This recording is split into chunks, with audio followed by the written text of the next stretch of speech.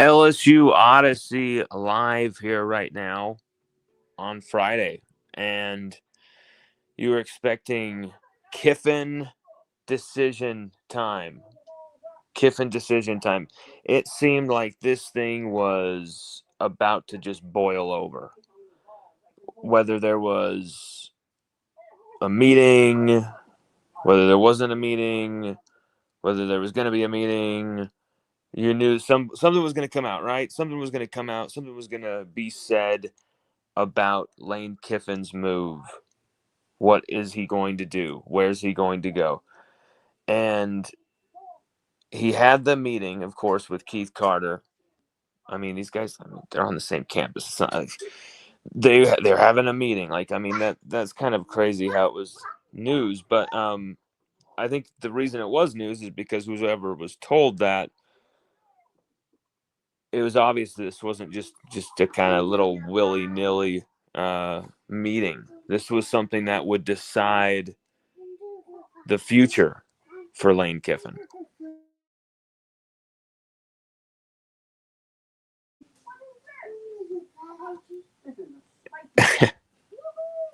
Sorry about that. And Kiffin, interestingly enough,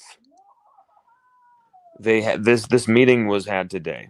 This meeting went down today. The deal went down today. Okay. He met with Keith Carter. And though some people may be upset that there isn't a resolution in this situation immediately right now, and this is so bizarre that these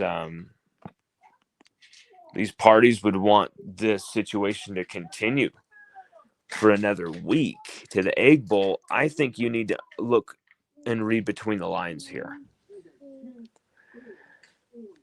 Okay, let's read between the lines here.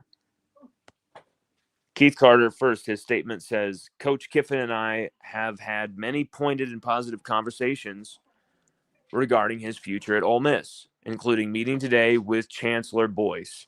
While we discuss next steps, we know we cannot lose sight of what is most important, our sixth-ranked team that is poised to finish the regular season in historic fashion. Are you guys not getting this here? Let's continue the quote.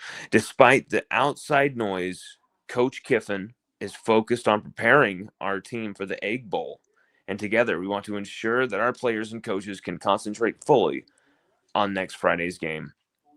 This team is on the cusp of an unprecedented season, and it's imperative they feel the support of the Ole Miss family in the week ahead. An announcement on Coach Kiffin's future is expected the Saturday following the game. So one way or another, we will know where Lane Kiffin is going next Saturday after the Egg Bowl. But what does that tell you just on the face of it right there? Ole Miss has already said they will not allow Lane Kiffin to coach this team in the playoffs. They will not. What is the Egg Bowl? The final game of the regular season. A rivalry game, a kind of way to finish the season strong, get themselves into the highest seeding of the playoff, right? Well, is that going to be the point where they say, all right, that is the last game you will coach at Ole Miss, Mr. Lane Kiffin, because we know that you already have an agreement with Louisiana State University to become their next head coach. I mean, it's all over this statement. It is all over this statement. We understand our coach is leaving, but we cannot lose sight. For once, we cannot lose sight that we actually want to win games and actually want to compete for a championship for once. And we realize we're about to lose a guy who built us into doing that. But guess what? We're also going to fire his ass the second this thing happens for the benefit of the school that he's being hired by. Like, don't you think that's a little dumb in my opinion, that like you guys want to help us out, by, dismissing him right now, right this second?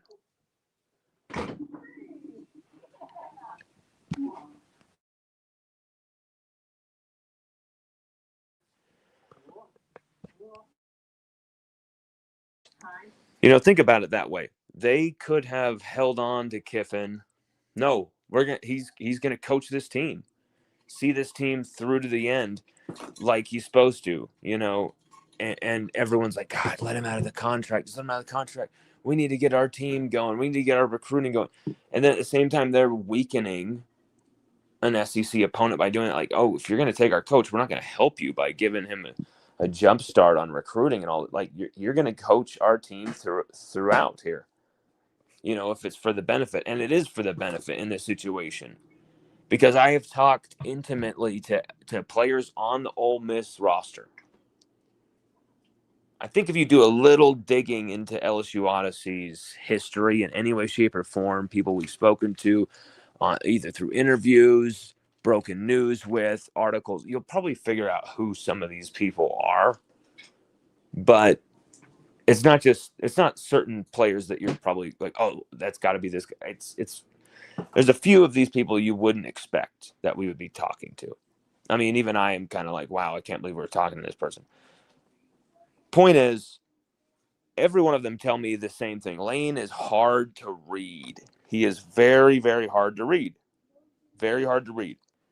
Someone that's tough to get a gauge on, all this type of stuff. And I understand that.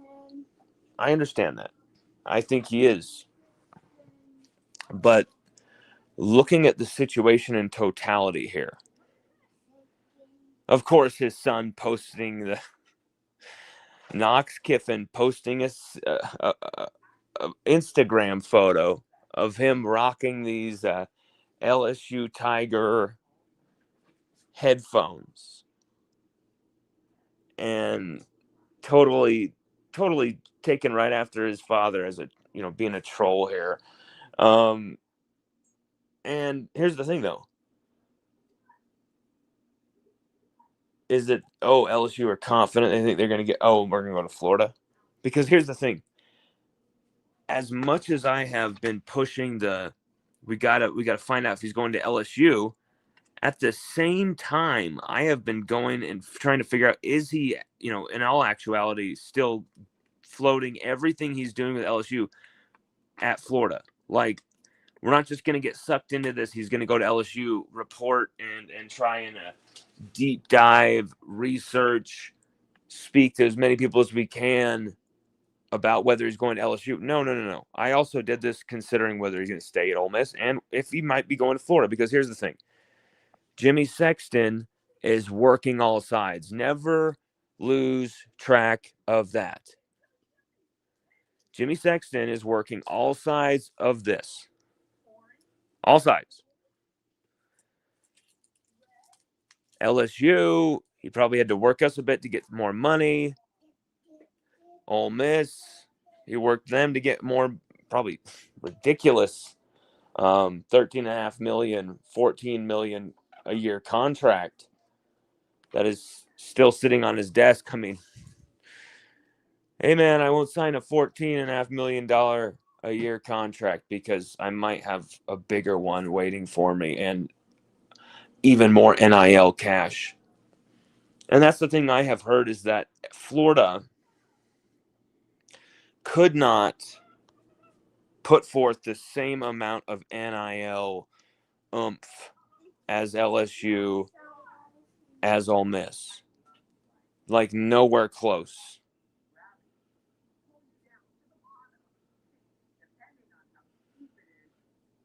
One second. Sorry, got a few things. But here's the thing. This whole thing with this thing being postponed until after the Egg Bowl, supposedly, this is Ole Miss trying to get a handle on this thing, trying to get a lid on this thing, trying to get a grip on this thing. Don't let this thing boil over. We don't want what happened at Tennessee to happen here, right? We don't want those scenes.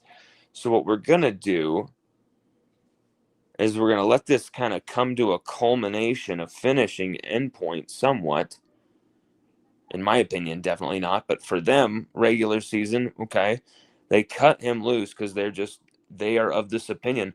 You will not coach this team in playoff games. Well, then what's your plan there? Are you basically just kind of giving up on a season there? Like, what kind of message is that to the players? And also, you're helping LSU out by doing this. I don't understand that also from just a move point of view. Like, why would you help LSU out by letting Kiffin go as early as possible? Because now LSU can really get a jump on all the roster building. We have to do everything that we've got to do. If we can get Lane Kiffin in next week. And that's the thing is all of this is telling me the timing of this, the wording in here, the fact that Chancellor Boyce, it wasn't just him and the AD kind of just shooting the shit.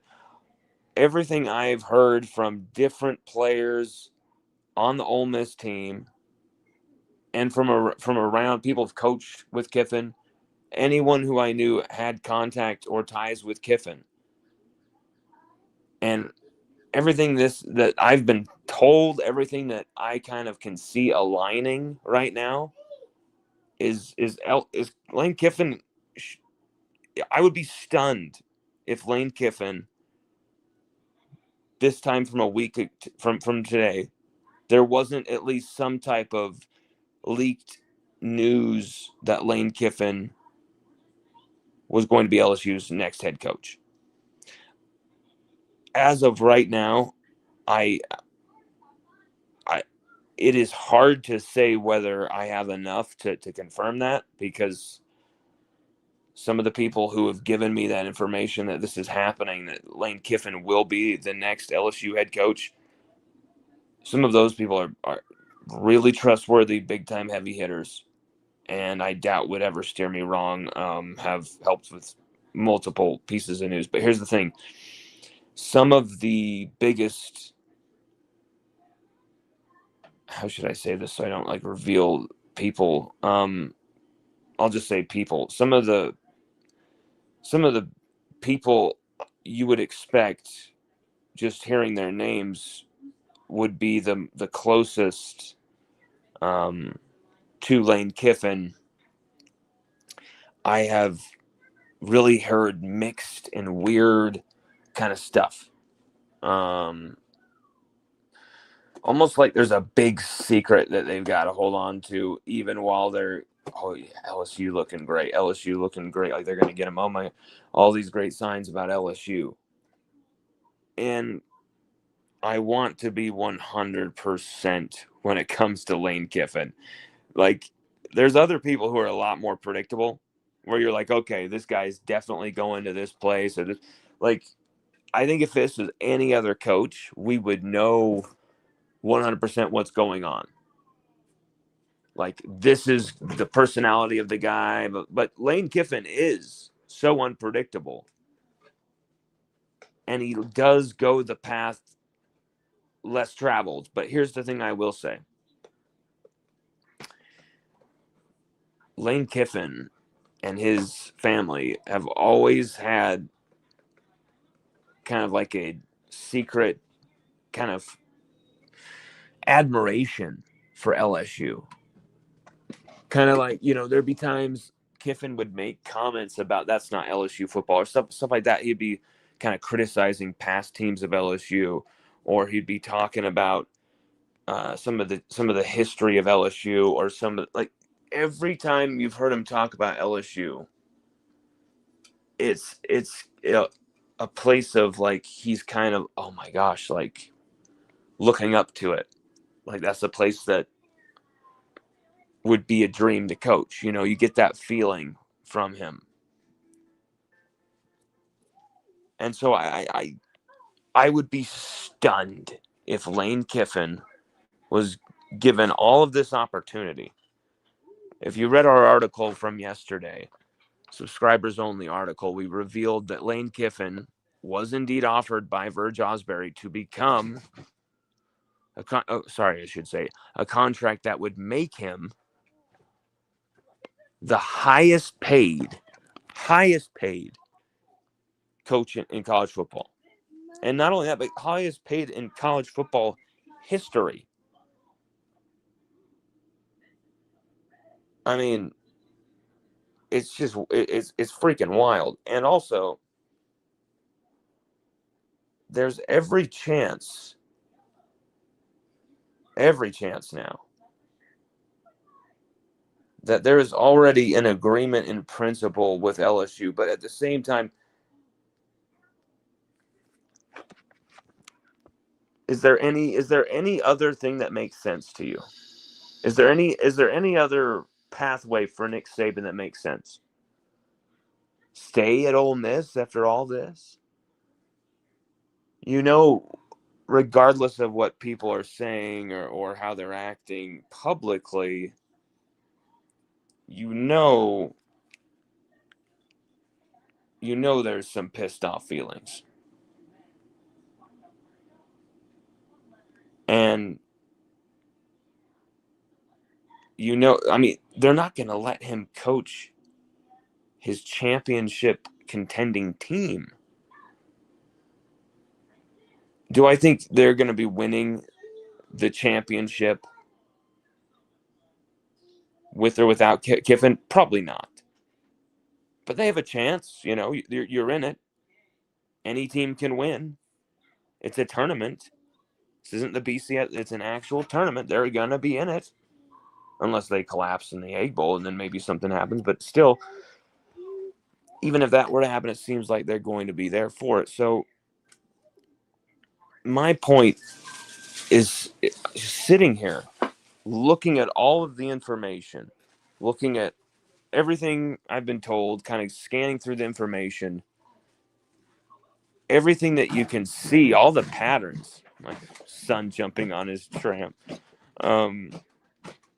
all the patterns, all the things you're looking for to align, to say, okay, I think this is the direction things are moving. That has happened as far as Kiffin going to LSU.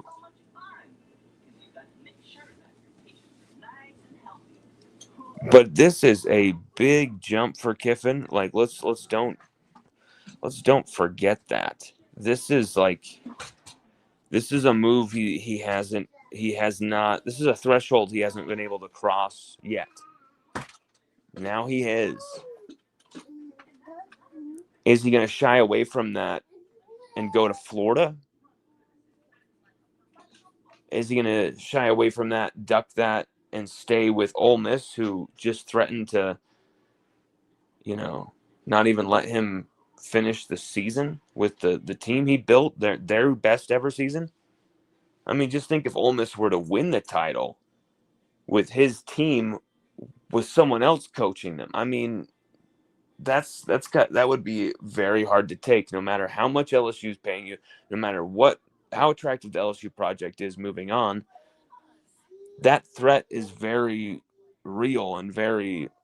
I don't know. I don't agree with it at all. I don't think it's a smart move for Ole Miss. I don't think it makes no sense why you would shoot yourself in the foot in your greatest ever season and fire this guy. I understand he's leaving to be a head coach somewhere else within the conference with a rival. Well, okay. Wouldn't you want to finish the season winning a championship to kind of like rub it in LSU's face? Like, yeah, you're taking our coach, but we just won a title and beat you in the same season. Like, I don't know. The whole thing is very just. There's some very interesting things going on behind the scenes that I wish I could speak on right now that kind of reveal why certain decisions have been taken, but you will hear about that in the coming days. Because some of that, I think if there is an agreement behind the scenes with Kiffin to be LSU's next head coach, which is information that I'm very close to confirming this thing, but I just don't have enough right now to go that extra distance to say, I know for a fact this is going down. I pretty much 95, 96% there that all of this is pointing to what people have told me. There's already an agreement in place. And the fact that you would, have this message out there from Ole Miss, very carefully tailored,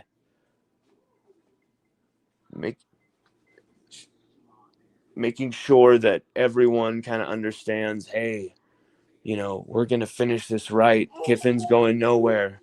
He's going to coach these guys. It's like, maybe just come out with a statement that says, we're going to let this guy finish the season. Yeah, he's going to leave, but we're going to let him finish. I think they're still holding these players kind of hostage in a way, because some of these guys, some of the best players on this team, on Ole Miss's teams, are kind of don't know what's going on as far as the future.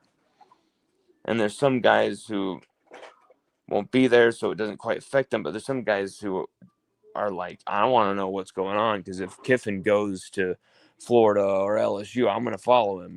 So there's a lot of things to be pointed out there. And also, I was told by how do I put this so I don't reveal who this person is? I was told by somebody close to one of the best LSU Tigers we've got, and I asked, do you think Kiffin's going to be LSU's head coach? And they told me, no, I wish we did, because it would make our decision a lot easier. And it was someone I didn't really expect to hear, like, oh, we might transfer type of vibes from. But we did hear that, and it was kind of, ooh, like, there's a lot riding on this move by LSU. There's a lot riding on this move. There's a lot riding on LSU getting this hire right.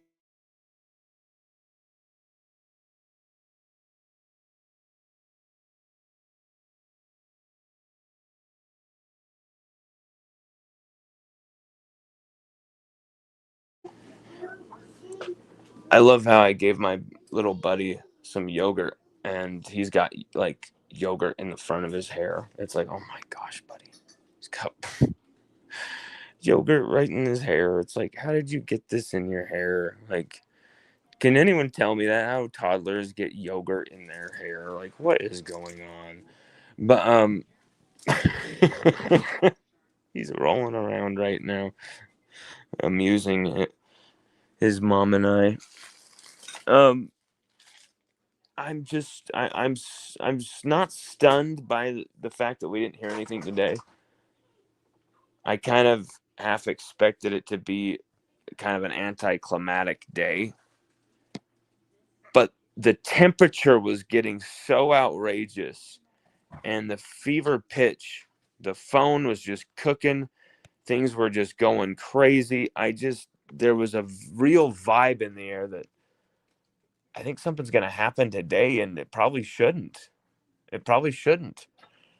But everything people tell me, people who are actually part of these decision making processes,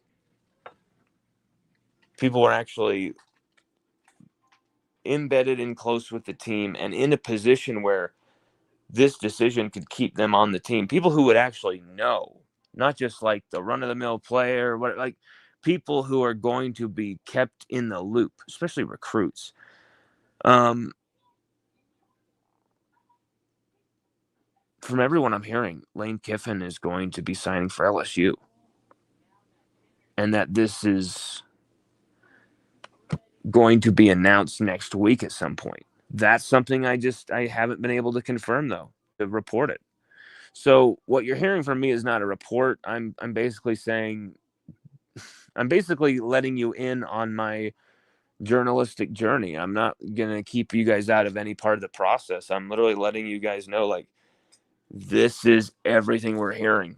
We're not going to be all coy and pretend if we knew or we didn't know. Like, you guys will always know that. And yeah, maybe that makes us an easy target because we actually tell the truth when we get things wrong. But I would rather do that than be on the other side. We actually say, yeah, we just retweeted that we didn't do any work here. Why are you saying good job, Blonde? Like someone today said, good job. I'm like, I literally just retweeted someone else's post, Keith Carter's tweet. How is that a good job my way? It's not even.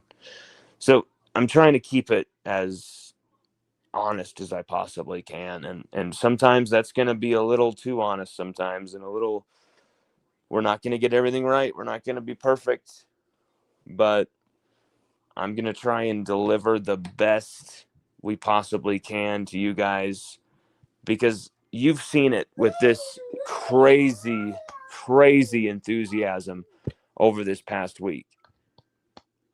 Actually, no, take that back. Let me say it like this. In one of LSU's most hard to watch seasons in recent memory. I mean, look at the offense, what was going on. The offense was unwatchable. Luckily, the defense gave us something to actually watch, but the offense was unwatchable. Unwatchable. And in this season where everything, you would get beat in the worst ways, it was so frustrating. There was so many just negative vibes and frustrating moments, and you had an injured quarterback that your coach was lying about, and all sorts of things that were going on that were just not right. But even during a season like that, our fan base maintained such rabid enthusiasm that you guys forced LSU's governor to fire Brian Kelly and literally have an emergency meeting and get Brian Kelly out of LSU, because you guys were in there in Tiger Stadium saying, fire Brian Kelly, F Brian Kelly, fire Brian Kelly, F Brian Kelly. You guys were the ones doing that, and you created change by doing that. And that was by pure enthusiasm, and we need to protect the LSU brand. And if this MFer isn't going to do it, then we will. And some people with some big checkbooks, they're going to as well, because the poor people of Louisiana, the poorest people in Louisiana, I guarantee you probably 80% of them still donated to LSU. That is how devoted that fan base is. And so now it was time for the richest of the rich in Louisiana to step up, do their part, and they did. At least it appears for now, as far as getting in motion to fire Brian Kelly. But there's also the enthusiasm of this last week has been absolutely off the charts, where you guys are literally blowing up. I mean, the On3 forum, the On3 message board, we canceled our subscription to that thing. So I don't know if they're just giving us a free subscription or what, but we haven't had a subscription there for a while here. We literally canceled our thing. We could prove that as well. I don't know why we still have access, but we'll take it, I guess. That thing is hard to wade through for me. I unless someone tags me in something, gives me some type of notification, then I'm gonna be like, okay, what are they saying? But other than that, it is really hard for me to wade through. I used to love message boards. I used to love forums. I think they're getting better at how they've set up the forum. But either way, I think it just has to be said that the On3 forum was absolutely blowing up in crazy record ways. You had Tiger droppings. Cookie? You had Tiger droppings absolutely blowing up in record numbers. You had such insane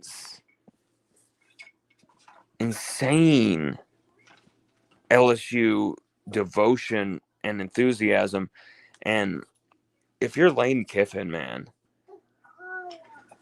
surely you can see, like, listen, brother, like, these people are that obsessed, and your vibe, your personality works with Louisiana in a way where I think he will get more patience than they would give a guy like Brian Kelly. Because Brian Kelly came in, and even though he was given a ton of patience, a ton of time to get this right, he instantly pissed people off because they kind of thought this guy's kind of a fake, but we have to like him, we have to protect him, we have to be on his side, we have to defend him. But he just said family. Like, I haven't won all my games yet. Like, he just, everything about Brian Kelly was just unsavory with that, and putting the fans in this weird spot. I don't think so with Lane Kiffin. It's either like get it done or go. But at the same time, I think Lane is going to get to know the people of Louisiana a lot more and get a lot more embedded within the community than someone like Brian Kelly would have. And I think you'll see that kind of bear fruit more if and when Kiffin accepts the job at LSU. Because to me, at this point, it's more when than if. I haven't been able to confirm it, but man, everything is pointing in this direction that Lane Kiffin is going to be LSU's next head coach. I don't see what else would make sense here. Would you really go to Florida? Less NIL, a lesser roster, a more difficult rebuild. I mean, LSU, you don't even have to rebuild. You just have to make sure you retain the right guys. You go out, you spend that transfer money correctly. You recruit like crazy. You definitely have to retain all these young guys.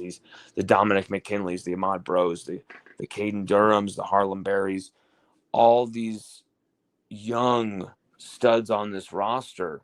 Gotta keep them. Tylen Singleton, of course, Davon Keys. The list goes on and on. Deshaun Spears. There's a PJ Woodland. There's a lot of guys who I feel like are going to take that next step, and they've just been shown the way to do it this last year with a bunch of great veterans on this team. Weeks.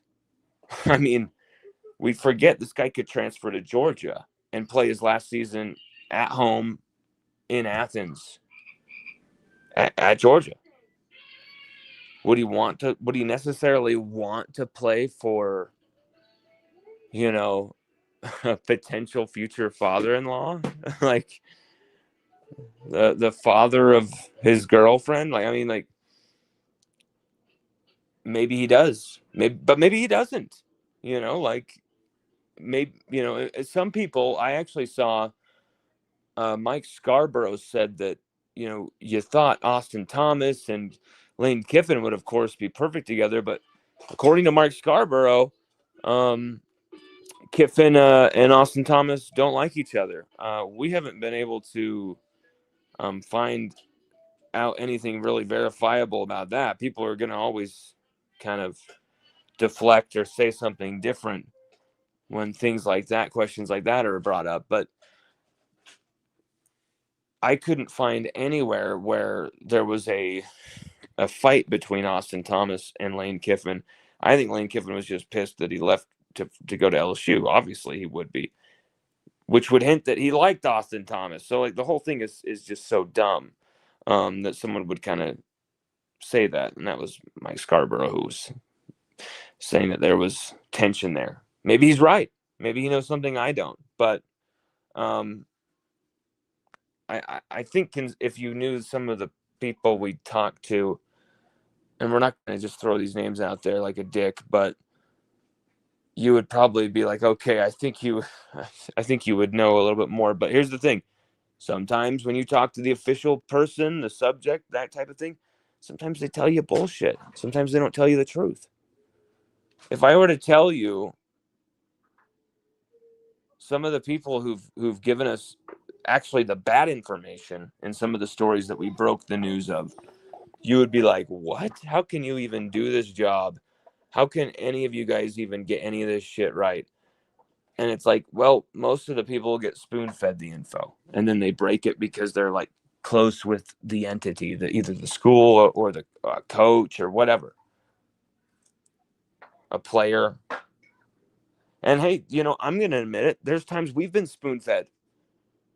Greg Brooks Jr.'s family, they sent me this message with a post of, hey, we want to post this news that Greg Brooks Jr. has a brain tumor. And they liked my coverage on Greg and said, do you want to do it? And I said, yes. It was like, I just barely woke up for work. Sorry, actually before work. It was like 3 a.m. or something when I posted it. And that thing went viral overnight, like in the middle of the night. People like from all across the media, from Jacques Doucet to Julie Bodwin, were hitting me up, asking me, what is this? Where is your source? How did you get this info? And you never know with some of these things how they're going to happen, when they're going to happen. But we're always going to try and clue you guys in on what's going on as much as we can. And if that's a story we're about to break, we will try and tell you what we can. Sometimes you can't say anything.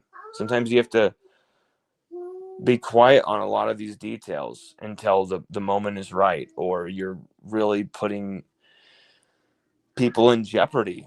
And I will never put a source in jeopardy. And I'm not, people, I'm not a source person. I don't do breaking news. It's like, come on, like, I'm being honest that yes, I want to break a news story if I can, and if it's not going to hurt anybody. Like, some of these other people will just do it behind your back when you least suspect it. They'll stick that knife in and burn that bridge, and that'll be fine with them.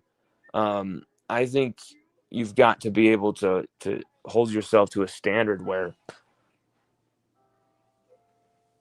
there's no bridge that can be burned, and sometimes people burn them themselves or whatever, and that's it. There's nothing you can do. Okay. But if it's up to me, if it's in my control, no bridge will ever be burned, because I don't really play that type of game. But I don't know why we got on this tangent, other than, I guess, talking about the mechanics of how all this works, as far as in regards to the media and breaking news with these stories. And sometimes you see spoon-fed info from hey, I have accepted this job. You're the guy.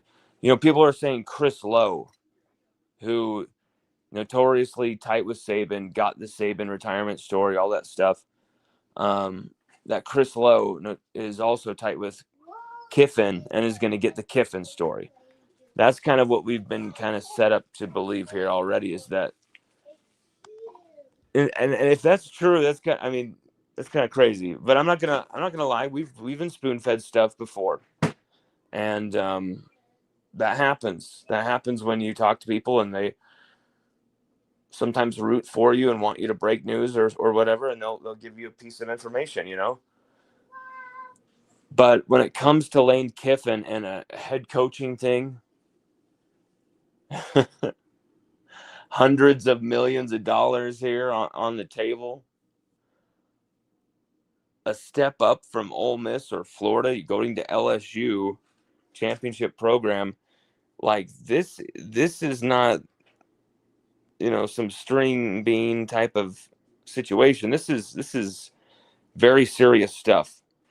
And I think it's one of the decisions that Lane Kiffin will take more seriously than any he ever has before. I think this is going to be the move that he knows will define his career. Like, we can talk about all the other stuff, the Tennessee, the USC, the firing on the tarmac. They literally leave with him left in the airport with his bags on the plane. Like, you basically, like, fire that guy in the most humiliating way possible. Like, Pat Hayden, absolutely disgusting in how he fired him. And then you go to Oakland, you have this huge, crazy, ego-fueled madness with the coked out, raged out Al Davis. I mean, what a duel. What a duel. And then you go to Tennessee. And when you leave Tennessee, they literally want to kill you. They are literally like burning the city to the ground, wondering, you name your firstborn son Knox. Ooh, you named your boy not, like they were going to commit sacrifice of the Kiffin kids. Like it's freaking crazy. So he's had this type of shit. But if you look at Kiffin over the last, maybe since his Florida Atlantic time, or even I'd actually say his Alabama time, I think when Saban fired him for looking for that job, I think right before the title game that they would eventually lose to Clemson, and he had Steve Sarkisian call his plays in his stead. I thought that was a real disgrace, and once again, another championship opportunity kind of taken from Kiffin by these type of head coaching offers that he receives. And there's always been these Lane Kiffin sweepstakes a few times here. The boy genius, and then it turned on him. And then as he's built this at Ole Miss, Matt Corral becoming a near first round pick, like, everyone's talking about him being a top 10 quarterback coming out of that draft. They're going to the Sugar Bowl, and then he gets hurt against Tulane. So, like, this guy's had multiple different times where he's been extremely desired, and a sweepstakes and a kind of race towards him for his services. This is the first time that some of the biggest schools in college football are ready and willing to break the bank completely and put all the chips into the middle of the table for him, to give him the keys to the kingdom. I mean, damn.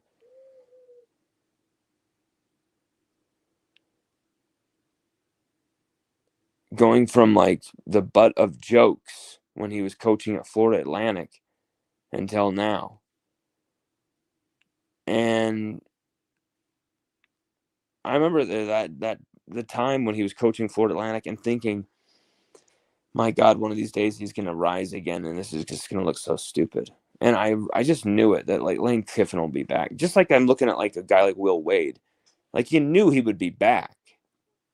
Just too good of a coach, too good of a, like, you can say all this stuff, this external stuff with Lane Kiffin about the social media, the trolling, and the hot yoga, and the weird behavior, the history, the past, even the drinking problem, all this stuff, the documentary, all this stuff. You can his daughter going out with a freaking linebacker at LSU.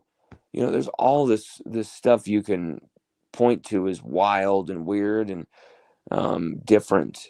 But when you look at Lane Kiffin, actually at the core, he's a football guy who is not a politician like a Brian Kelly. He's a football guy. He's not a CEO. He's a football guy.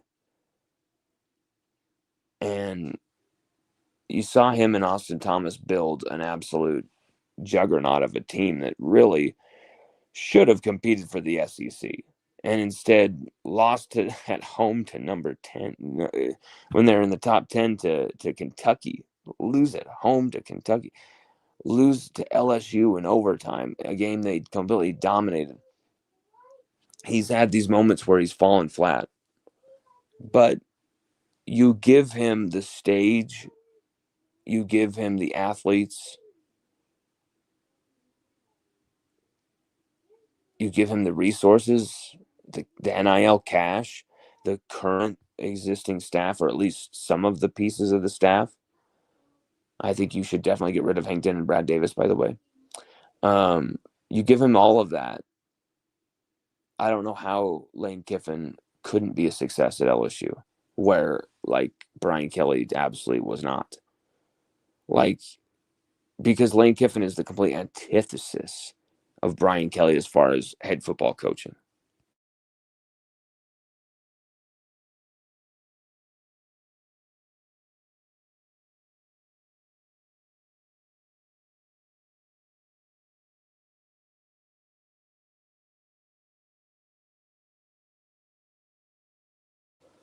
Matthew Kunsky says, my doggone wife makes a decision faster than him, and that's saying something. Oh my God. That's hilarious. Jennifer Whitaker says, let's go, Lon. What's up, Jen? How you doing, girl? David Nola says, I think two things will happen before next Saturday. Either this will create too much noise and players will go to athletic director and ask him to just move on from Lane immediately, either Saturday or Sunday. Number two, Florida will start interviewing other coaches on Sunday, Monday. Well, yeah, we've already seen them really. There's been more traction with them and John Summerall than there was ever with him and them and Kiffin. Like, these Florida people are just embarrassing sometimes, assuming that they're going to get everybody no matter what.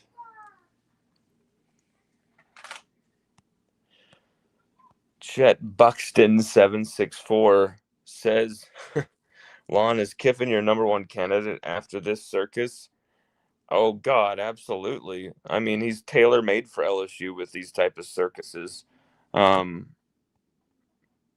The one thing that does make me hesitate is the financial part of this. Another $100 million coach, you know it's coming. We've already got the confirmation of that Virg Osbury has offered a crazy, crazy deal, making the highest paid coach of all time. We're talking $15.5 million a year.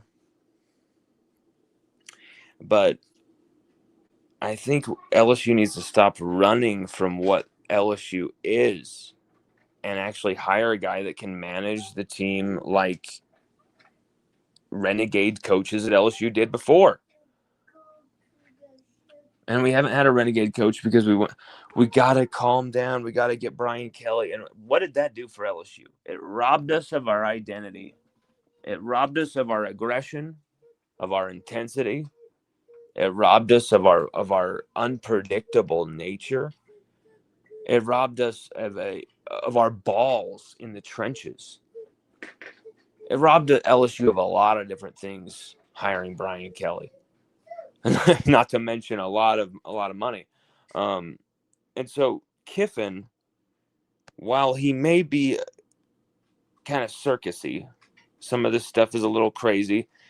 I don't see there being an opportunity outside of the NFL that he would like screw LSU for. And I just don't see him enjoying the NFL that much. Maybe once his kids are old enough, like he coaches LSU for 4 years, 3-4 years, and is very successful, maybe he does take that move and LSU does find out the hard way.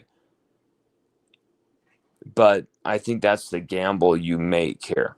I don't think it's much of a gamble considering Lane Kiffin is a different person than the Lane Kiffins of the past. And I think that has to be given major consideration. Yes, he's still got the same old agent, Jimmy Sexton. Jimmy Sexton's going to do whatever he is going to do to get the highest amount for his guy. Because guess what? That's his paycheck too. That's his cut. So the higher the amount he gets for his guy, the higher the cut that Jimmy's going to get. So obviously he's going to be pushing and playing these games and playing programs against each other.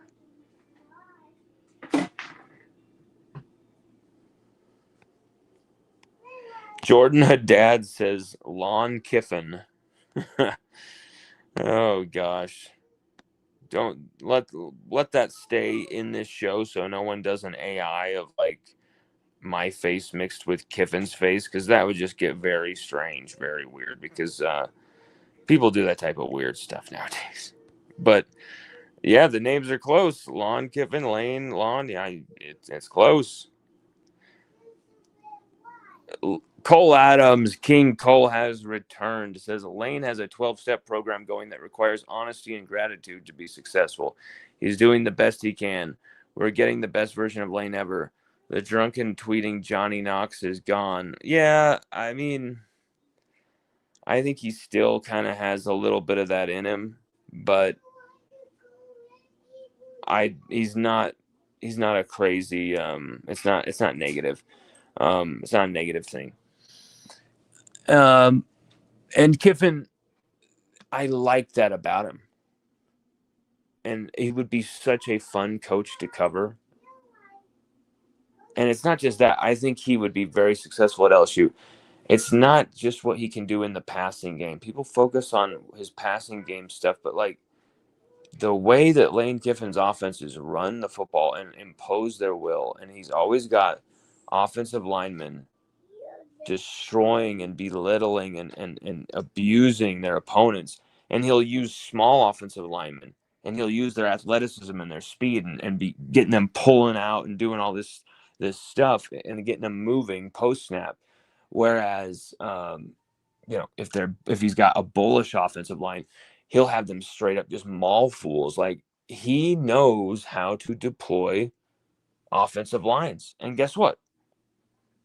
Guess what LSU struggled at over the last however long? I mean, you can even count. I think in 2019, Joe Burrow even made our offensive line look better than they were, with his unbelievable pocket presence, his legs, his movement, all of it.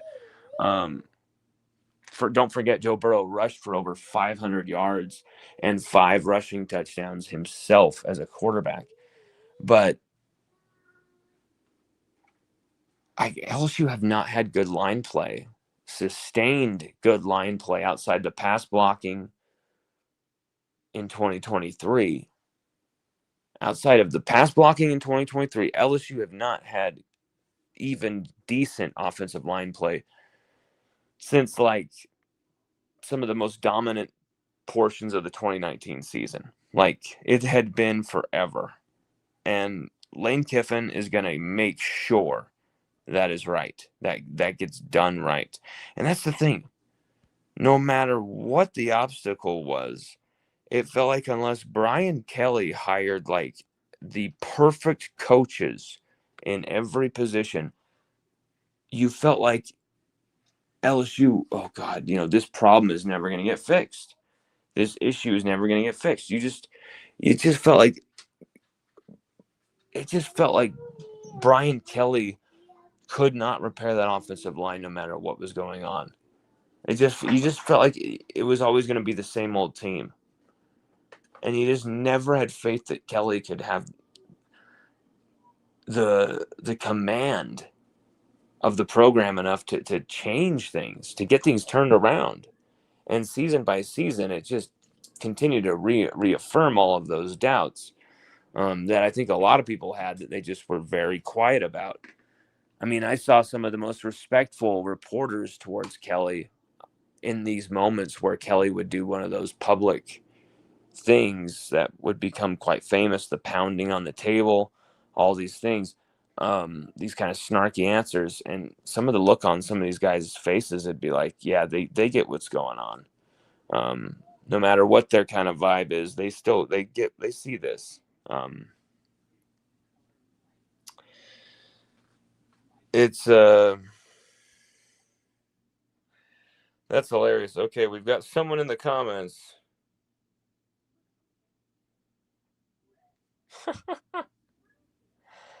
Okay, one second. We got to read Cole Adams a second. He says, "Lon, they're not getting in the playoffs if they announce Kiffin is gone before the brackets are set. The committee can lower a team's ranking based on player coach. Maybe that'd be awful. I would feel. I mean, I'd kind of laugh because it's Ole Miss, but I'd kind of feel bad because like they are one of the better teams in the SEC, and I feel like they would deserve to be in there, Kiffin or not. I think that's absolutely screwed up. Matthew Steele says he's going to Florida, unfortunately. Bro, even if, okay, let's just say that, okay, let's say hypothetically you're right. We know that would not be a success. I don't care how good Kiffin is. It would take him 4 or 5 years to have anything resembling success at Florida.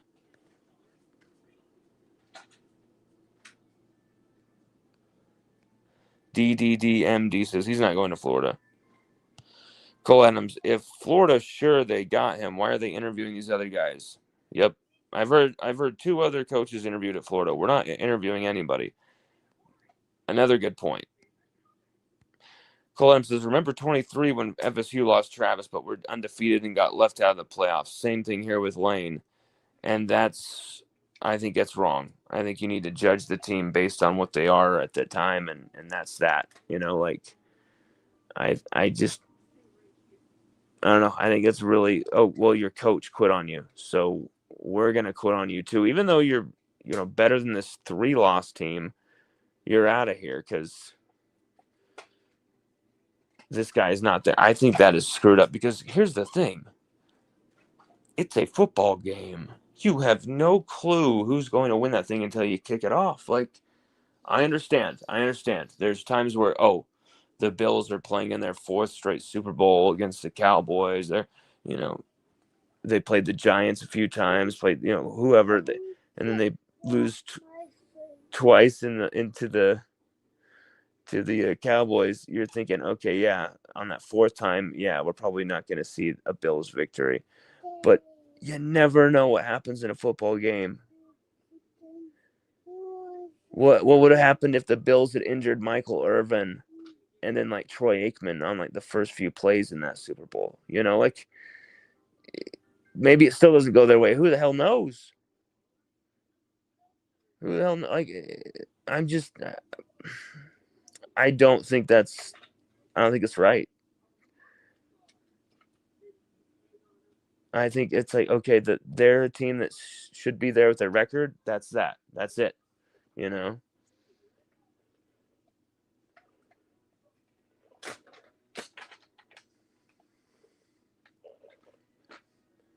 Maybe I'm old fashioned, but that's how I see it. Let's see here.